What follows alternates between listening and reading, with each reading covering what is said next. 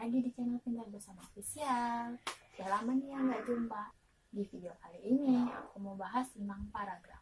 Semoga dengan video kali ini kalian dapat menentukan isi pokok paragraf, menentukan ide paragraf, menentukan kesimpulan paragraf, menentukan kalimat utama paragraf, dan menentukan pernyataan tentang paragraf. Nah, sebelum lanjut, jangan lupa subscribe, like, comment, and share ke teman kalian.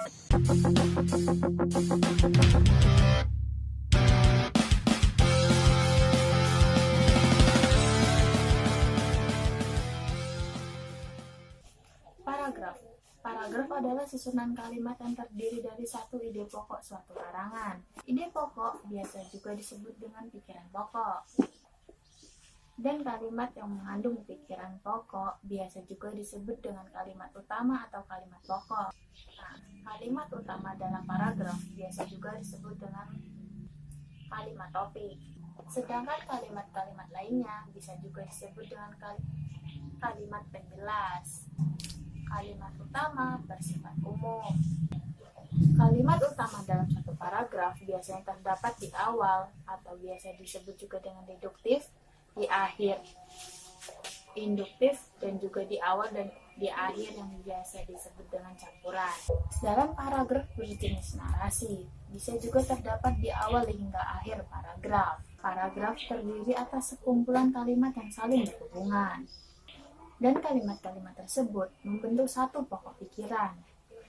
Kita dapat menentukan kalimat yang sesuai dengan isi paragraf dengan cara membahasakan kembali paragraf dengan pernyataan lain. Jadi, pengertian paragraf adalah kumpulan kalimat yang memiliki satu ide pokok yang biasanya penulisannya sedikit menjorok dan menggunakan garis bantu. Dan nama lain dari paragraf adalah alinea. Mulai dari jenis paragraf berdasarkan isinya, fungsinya, dan juga peletakannya. Dan juga peletakan dari gagasan utama dari sebuah tulisan. Paragraf juga memiliki ciri, syarat, fungsi, dan unsur-unsur yang akan kita bahas dalam video ini. Jadi, dapat kita simpulkan bahwa pengertian paragraf adalah kumpulan kalimat yang saling berhubungan dan membentuk sebuah ide atau gagasan baru. Dan paragraf juga memiliki beberapa fungsi. Di antaranya, 1. Dapat menjadi sebuah pengantar ide-ide, isi kalimat, dan kalimat penutup yang dapat dibuat oleh seorang penulis. 2. Mencurahkan suatu perasaan atau pikiran, penulis dalam sebuah karya, atau kalimat dalam bentuk tulisan yang dibuat secara logis dan dapat diterima oleh pembaca. 3. Paragraf dapat membantu pembaca untuk memahami mengenai semua isi dan topik dalam pembahasan. 4. Memudahkan penulis untuk menyusun ide-ide tentang tulisan yang akan dibuat. 5. Dapat membantu penulisan dalam mengembangkan gagasan-gagasan atau ide dari segala sesuatu yang berhubungan dengan topik yang ingin ditulis menjadi sebuah karya. Paragraf digolongkan jadi beberapa jenis, yaitu jenis paragraf berdasarkan isinya, letak gagasan utama, dan fungsinya. Jenis paragraf berdasarkan fungsinya, contohnya adalah paragraf pembuka. Dalam sebuah karangan, atau kecuali karangan ilmiah ya, paragraf pembuka biasanya ditulis untuk rasa keingintahuan pembaca dalam setiap isi artikel secara keseluruhan. Ada juga paragraf isi. Paragraf ini berisi bagian-bagian pokok dalam suatu karangan. Ada juga paragraf penutup. Paragraf ini biasanya berisi tentang kesimpulan, harapan, ringkasan, saran, dan penekanan kembali hal-hal yang terdapat dalam suatu karangan. Ada juga paragraf penghubung.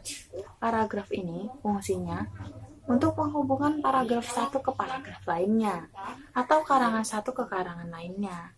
Ada juga paragraf menurut letak gagasan utama, yaitu paragraf deduktif yang terletak di awal karangan, atau paragraf deduktif. Biasanya paragraf ini terletak di awal paragraf, dan paragraf induktif biasanya terletak di akhir kalimat atau di akhir paragraf. Dan paragraf interaktif biasanya terletak di tengah paragraf atau karangan. sedangkan paragraf campuran biasanya terletak di awal dan di akhir karangan. Paragraf berdasarkan isinya. 1. Paragraf eksposisi.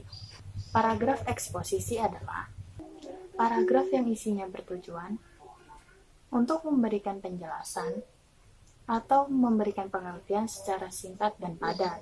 2. Paragraf deskripsi. Paragraf ini adalah suatu kalimat yang memaparkan isi, gambaran dalam suatu keadaan, atau sebuah peristiwa yang berbentuk tulisan, sehingga pembaca dapat seolah-olah melihat, mendengarkan, dan merasakan, serta mengalami peristiwa tersebut. 3. Paragraf persuasi.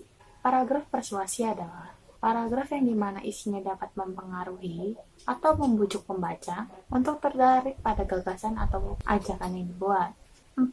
Paragraf argumentasi. Paragraf ini adalah suatu kalimat paragraf di mana isinya dapat meyakinkan pembaca sehingga memperoleh dan menerima gagasan dalam sebuah tulisan yang dibuat oleh penulis. Paragraf narasi. Paragraf ini adalah suatu kalimat paragraf yang dimana isinya menceritakan suatu peristiwa atau sebuah masalah, sehingga membuat pembaca menjadi terhibur atau terharu. Selain memiliki fungsi, paragraf juga memiliki ciri-ciri sebagai berikut. Dalam kalimat utama atau paragraf pertama, harus masuk agak ke dalam atau dengan bantuan ketukan spasi. Ketukan spasi dalam paragraf biasanya 5 ketukan. Biasanya 5 ketukan ini digunakan untuk kalimat atau karangan yang biasa. Biasanya digunakan sebagai pikiran utama dalam sebuah kalimat atau topik yang telah ditentukan oleh penulis. 3. Kalimat topik dan kalimat pengembang. Dalam paragraf memiliki fungsi dalam penulisan, di mana fungsi tersebut dapat menjelaskan atau menerangkan pikiran utama dari penulis dalam menulis sebuah karangan atau karya dalam sebuah topik. 4. Selain itu, pada poin keempat paragraf juga memakai sebuah kalimat penjelas dalam tulisan di mana kalimat penjelas tersebut berisikan tentang kedetailan dari kalimat topik. Tetapi paragraf di sini berisi beberapa kalimat penjelas dan hanya satu kalimat topik. Demikianlah tadi penjelasan tentang paragraf. Semoga video kali ini bisa membantu kalian semua untuk belajar lebih giat lagi. Oke, so jangan lupa subscribe, like, comment, and share.